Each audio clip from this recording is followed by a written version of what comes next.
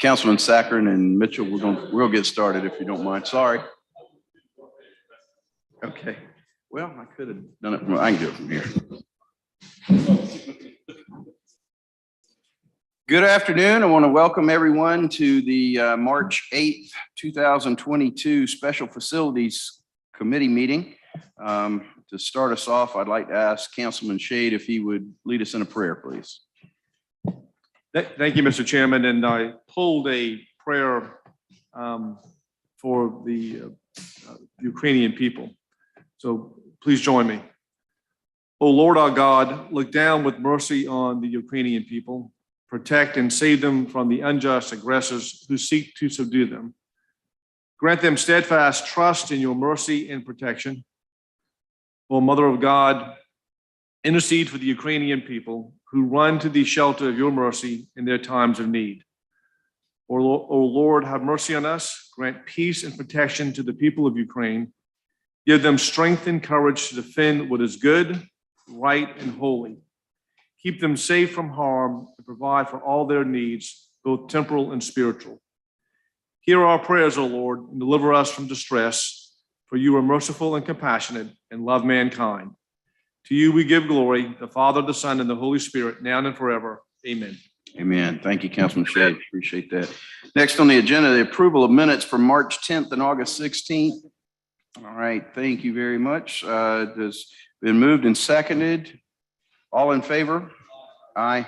Aye. Opposed? Okay, the minutes have been approved. So our main item on the agenda is number 3. It's approval of a memorandum of understanding between the City of Charleston and the Coastal Community Foundation regarding the construction of a grave memorial on the Gilliard Center grounds along George Street.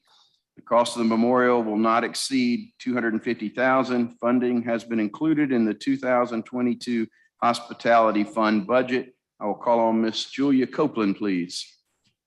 Thank you, Chairman. Good afternoon, everyone. So yes, as you all may recall, back when the Gilliard was... Julia, we can't hear you in the chamber, but we're going to try to fix that. Huh, okay.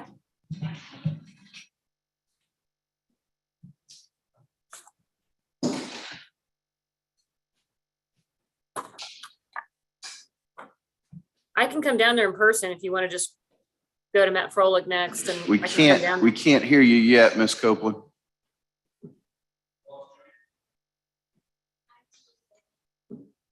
IT's working on our audio.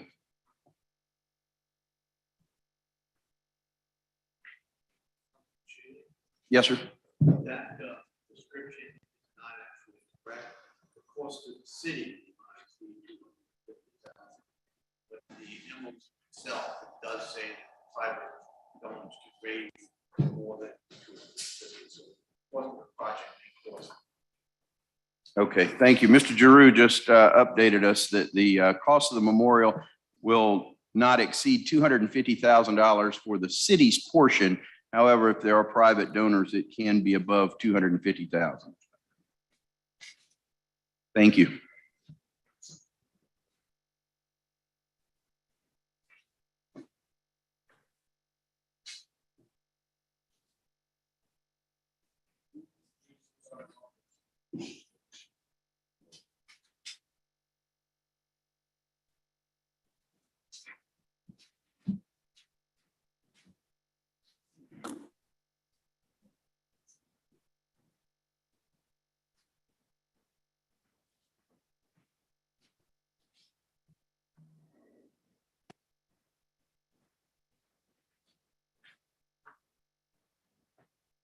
Can you hear me yet?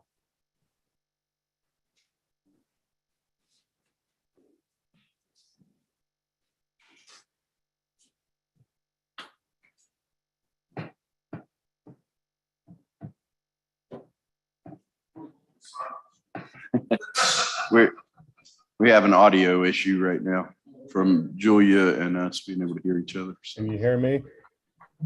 I can hear you, Jason. I guess they can. I guess, yeah, it must be the speaker issue in the council chambers. Yep. We are up and live on YouTube though, Mr. Mayor, just to let you know.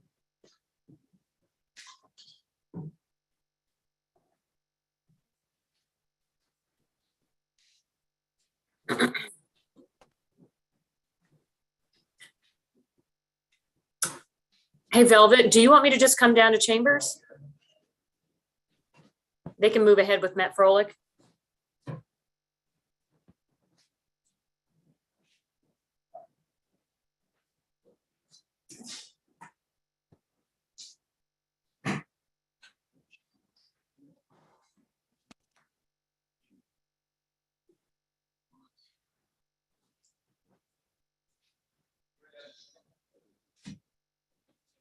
Yes.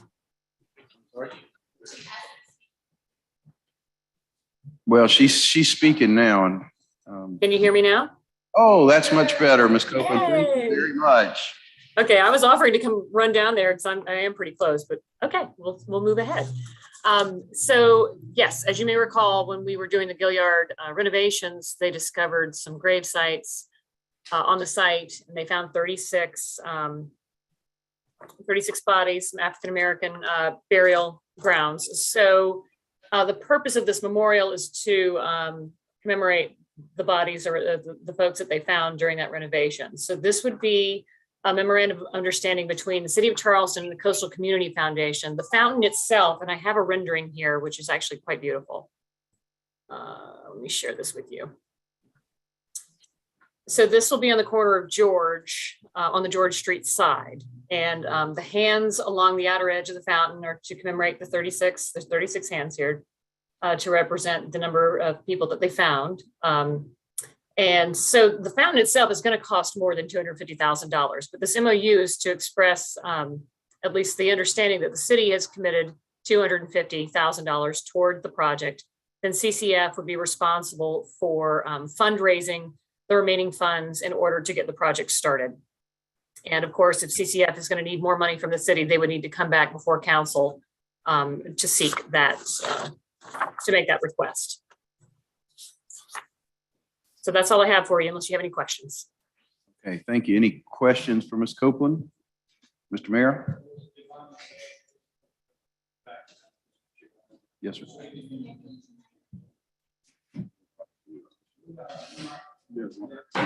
Testing, testing. 1, 2, 3. Is it working? I can hear you. Testing. How's that? Perfect. Wow, fancy, y'all. So if I may add a little background,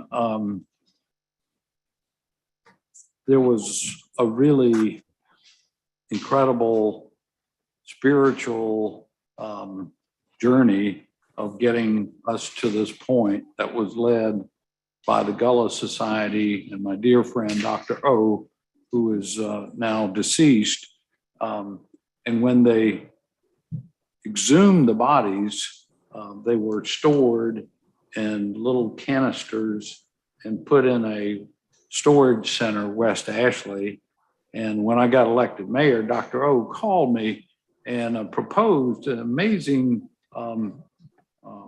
series of events that included the DNA testing of each of the remains done by scientists from, I think they were from the University of Pennsylvania. And they were able to attribute to various, not precisely, but to various areas of Africa where these individuals had come from, where their ancestry lay, and different, more complete information than that even. And that's ongoing. This was pretty remarkable. They did a kind of random sampling of volunteers in the Charleston area of African Americans who gave a DNA sample to see if there was any ancestors that they could be identified. I understand they're still working on that. So we had the reinterment. When was it, Councilmember Mitchell? About 3 years ago now. And we had a traditional African ceremony. Again, it was just a remarkable event, and reinterred the remains in the vault that are presently there. Most people don't know it, but they're there, and there's a little plaque commemorating them. So this fountain and memorial is a more permanent acknowledgement of these ancestors, where they came from, the fact that they were on this site where the Gilliard currently is. So anyway, I find the whole story most remarkable, and Dr. O, I think, instilled in me an even greater sense of appreciation for where I came from and where we as a community came from. And I just wanted to share that with you. The 36 hands, by the way, on this fountain will each be individual. They will not be like 36 copies of the same thing. Each set of hands will be, as we all are, individuals, and it kind of adds to the story of commemorating those who were buried here. By the way, we also, even though we didn't know the names of the individuals, there were African names ascribed to each of the individuals, and the Gullah Society in the city, I'm sure, has record of that. And I hope those names will be included when we do the memorial. So anyway, I just wanted to share that background with everybody. It's really a very, very cool story. Yeah, thank you, Mr. Mayor. I appreciate you sharing that. Councilman Mitchell? Yes, Mr. Chairman, that was right. The mayor was completely right about that. And we also during that time had a parade and had it all in the open casket, if you may, and with the glass on it that you could see through while we were parading it down to that area. And I was on the individual carrying the casket along with some others. And he was there also. And we had it was a historical event, and it was a moving event, and you could feel sometimes the vibration of what happened, and it just got to you at that time, and it was amazing, And so we said that we would go forward with it and do some things later on with it. So that's how we come to this point now. Thank you. Thank you, Councilman Mitchell. Councilman Shade? Yeah, and I'm glad we're doing this. I think this is a wonderful idea. But I do have a couple of questions because, and I remember the ceremony the city went through and our participation in it. Haven't we unearthed more than 36 graves of folks who, not just at the Gilliard, but it seems like throughout the city, we have unearthed other of these unmarked graves of people who we would believe were once enslaved. Some were at the Citadel Johnson Hager Stadium as well. And I'm just wondering, I don't want to use the word short-sighted, but there are at that location, and I know that the Catholic Diocese is working on a plan for where the September Clark Parkway is. They're working on a reflective passive park of sorts there. But the number of unknowns, I guess that's sort of a better way of saying it, of folks who were once enslaved is more than just a 36. So I'm not that I'm questioning the design of this or anything else, but are we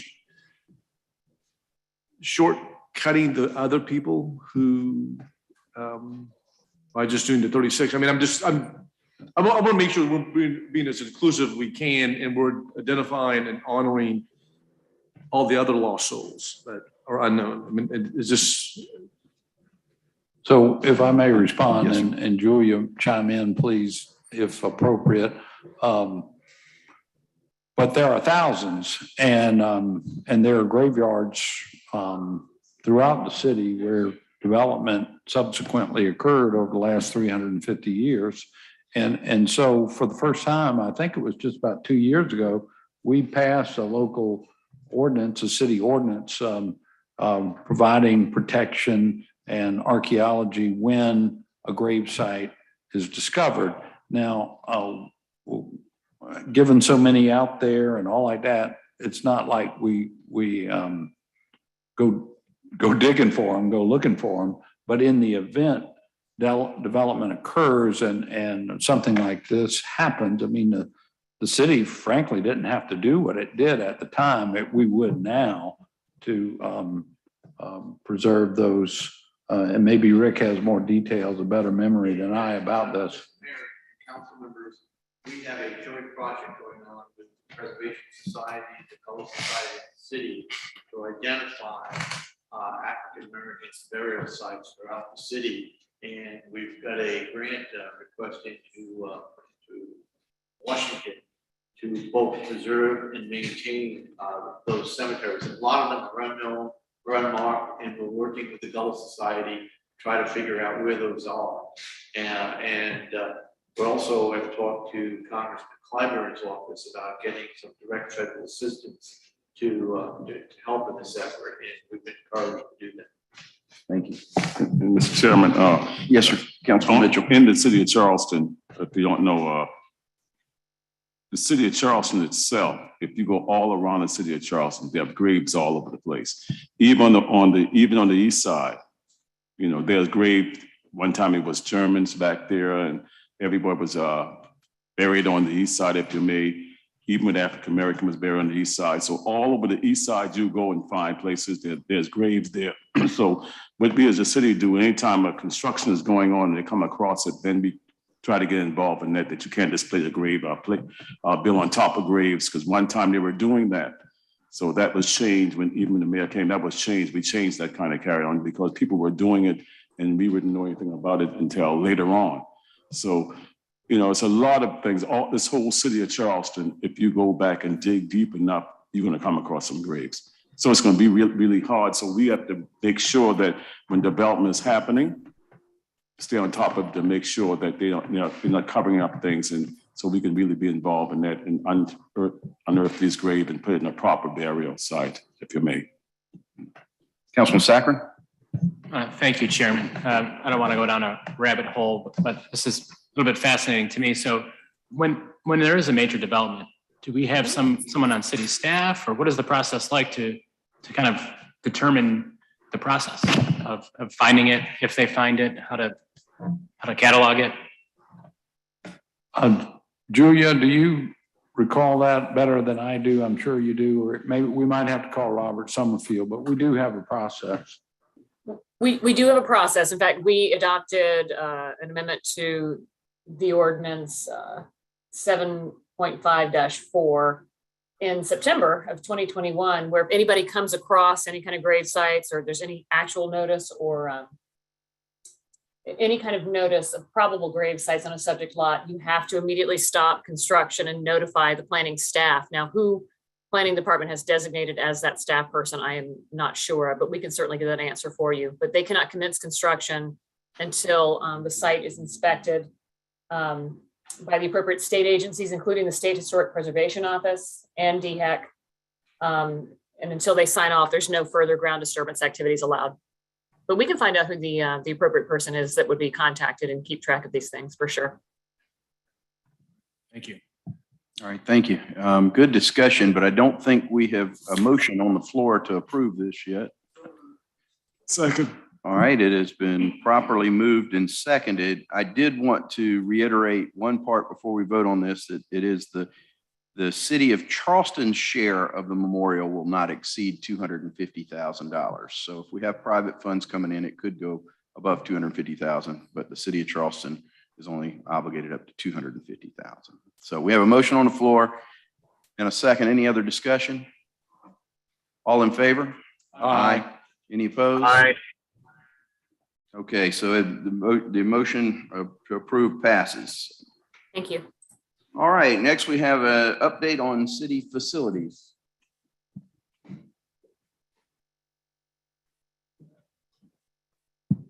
Good afternoon, committee. Just wanted to update everyone on the special facilities division under BFRC and what has happened with those special facilities during 2021 and what we have in store for 2022. Dock Street Theater in 2021 had visitation estimated around 30,000 people. Started off really strong in January, February, seeing about 1,000 people per week, usually through guided tours or people just walking off the street. Dropped to about 300 a week after for the remainder of the year. We did a new 5-year lease and facilities use agreement with Charleston Stage for the facility. We saw rentals obviously drop because of the pandemic, but we did have Spoleto host 2 chamber music shows per day for all 17 days in May. Charleston Stage moved back in August, and they hosted 3 shows for the last half of the year. Pure Theater hosted a week during Moja. And then we also had Chamber Music Charleston and the Library Society. They held events in November. In 2022, we're going to be reviewing and having discussions with Charleston Stage, Spoleto, and our staff about some potential sound, and lighting upgrades to the facility. That's kind of a thing that's been talked back and forth for about the last 2-3 years. There is a full schedule, though, for this year already on the books. Meeting Street Academy Dance Group has already presented once. They're going to be doing another show in May. Chamber Music Charleston and Charleston Stage have already done Murder on the Orient. They have 2 more shows coming up for the remainder of this year, and then they will be releasing their schedule for the back half of the year, the 2022-2023 season thereafter. Spoleto is going to be hosting 3 events per day this year for all 17 days. And then we have rescheduled 2 weddings that were carried over from 2020. So there's a full schedule on the books. The Maritime Center, we hosted 334 transient boaters last year. We sold almost 58,000 gallons of fuel. We completed the lease agreement with the South Carolina Aquarium. They are in the process of their design and engineering. They're going to take about a year to get that done before they would probably commence construction of the renovation of the ground floor of the facility. We completed a new license agreement with the Charleston Harbor Tours. We updated the power lines on the north docks and did a full review and audit of the power pedestals. We installed new hose reels for the diesel and gas dispensers on the fuel docks. 2022, we're going to continue to work on the water and electrical service to the docks and update those. Going to continue to aid the South Carolina Aquarium in their project. And then we are going to be BFRC, real estate, the facility, and public service are going to be working together to make sure both the front and back parking lots are suitable for when the IAM opens up. So making some updates to those parking lot facilities. Old Exchange hosted 84,000 people in 2021. Had a visit from the President General of the National Society of the Daughters of American Revolution. And that's, for those that don't know, that's quite a big deal. They have created and presented some new displays. They had a living history presentation for President George Washington and Miss Elizabeth Lucas Pinckney. We did a new panel exhibit highlighting colonial women in private and public life in Charleston.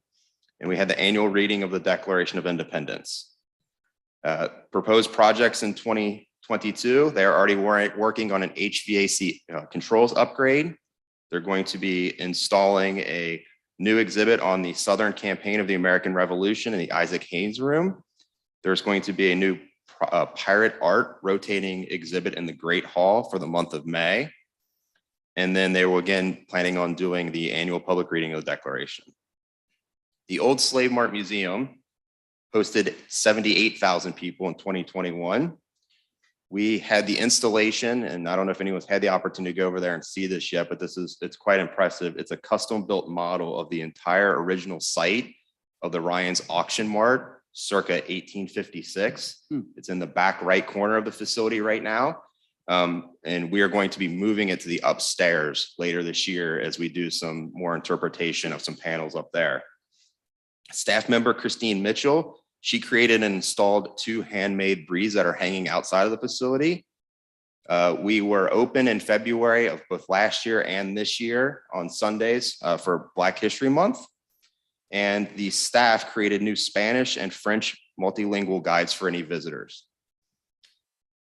The Angel Oak, the one that tends to shock most people when you hear this number, its visitation for 2021 was 336,000 people.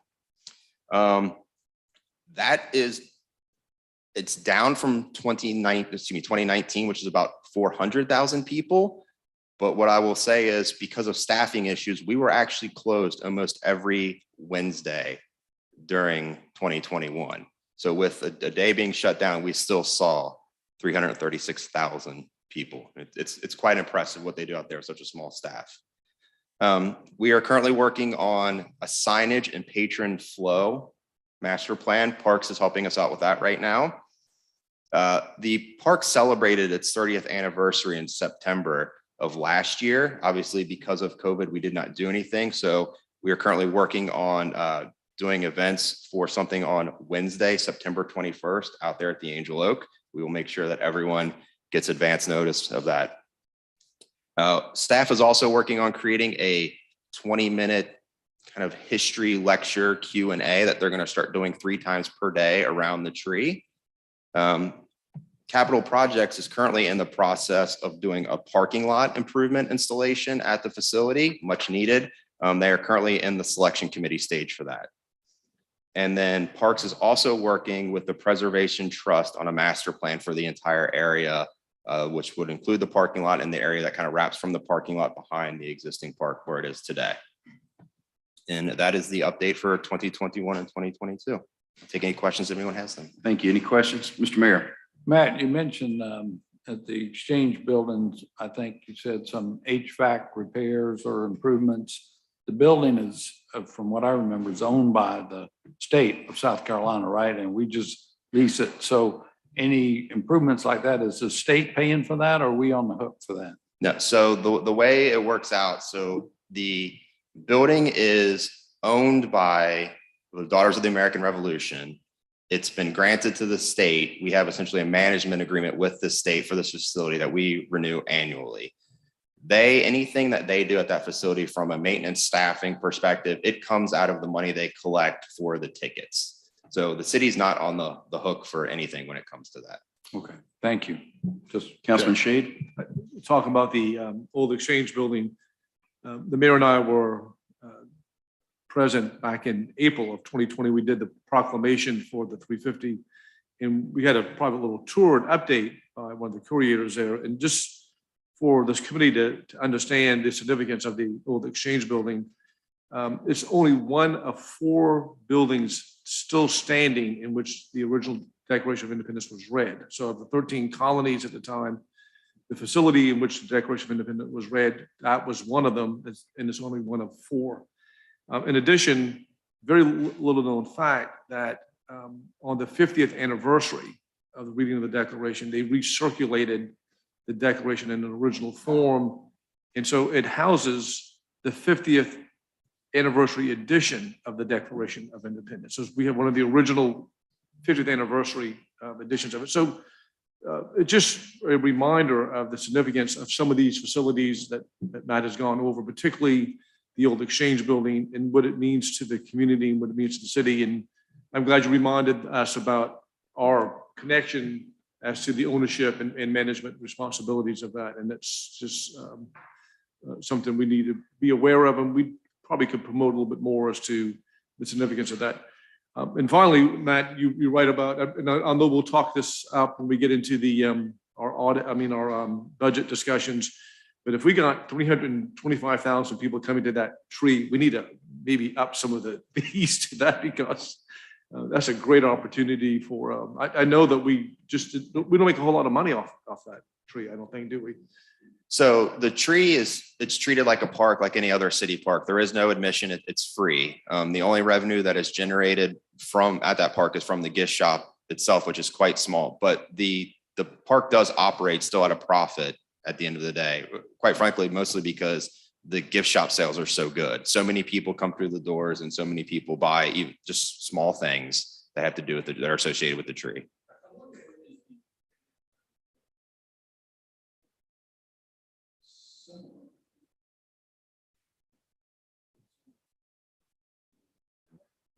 That's just sort of an amazing comparison between people going to a ballpark and the number of folks come look at a big old tree. I mean, that's interesting.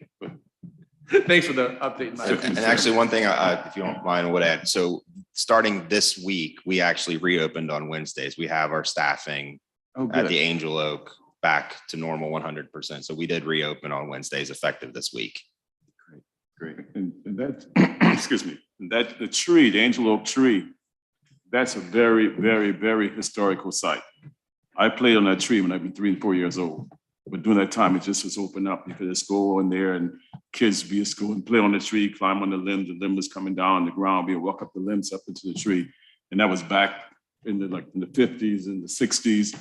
It just was open up until later on, until we got involved, the city got involved. But it was just an open area. You could walk in there and this people go, who was living on the island during that time. Most of the people on the island was going there on the tree. It wasn't a historical site, but then to us, it was just a tree, with the big limbs and scary tree at night and stuff, things like that. But that was the history back when people was growing up on John's Island, Guatemala Island, if you may. Yeah. Yes, sir, Mr. Mayor. Chairman, when we renovate the parking area and all, maybe we should install a plaque that says Councilmember Mitchell played At here. 3 years old, that's right. That's right. Very good. Any other questions or comments? Well, thank you, Matt. Appreciate Thank you. it. Thank you very much. All right. And does anyone else have anything for this committee? All right, if not, we stand adjourned. Thank you very much. Thank you, sir. Thanks, everybody. Thank you, Carl.